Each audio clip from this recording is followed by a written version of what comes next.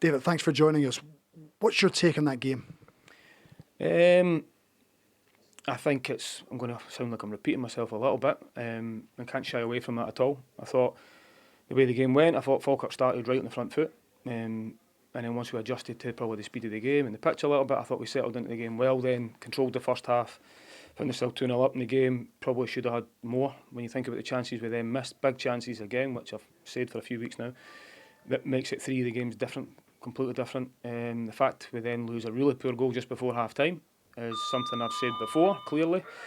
And then from there, after that they get a lift, they go in at half-time from a game which should have been done, that is now 2-1, everything to play for. They get a lift from that, the crowd get a lift off of that, and then I thought we stopped switching the ball in the second half, we didn't have as much control, and then we lose a really poor goal from a set piece, which is something we looked at the weekend, how we conceded, just not marking your man. It's just, no, he's took responsibility for it, and unfortunately it's something that's cost us a game.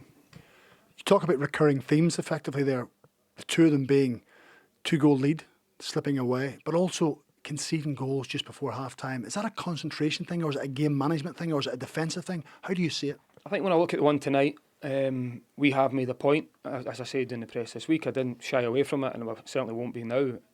I don't want it to become a thing, so the players then not getting anxious looking at it, but I did feel that the players were really switched on before half-time. But then we don't do enough to stop the cross, and then I think Warren's claiming a foul in the middle, but I think he needs to be stronger. I'm not making an excuse for it. And it's right before half-time, so it's so avoidable. And then the flip side to that, like I've already said, if we go and score the opportunities we had, with the dominance we had in the first half, it goes 3-0. And if it goes 3-0, it's completely different.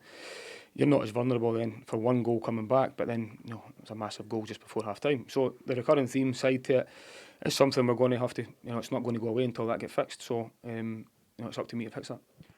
How do you fix it?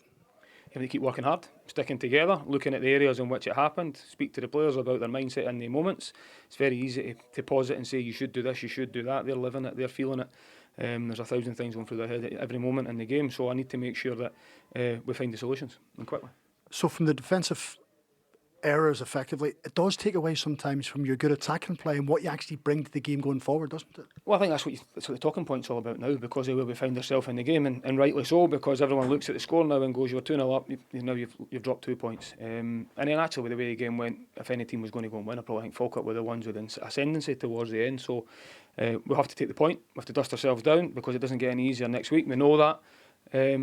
But as I said before the game, I'd be much more concerned if we weren't creating. The problem is we're obviously losing at the other end, which is something I'll need to fix.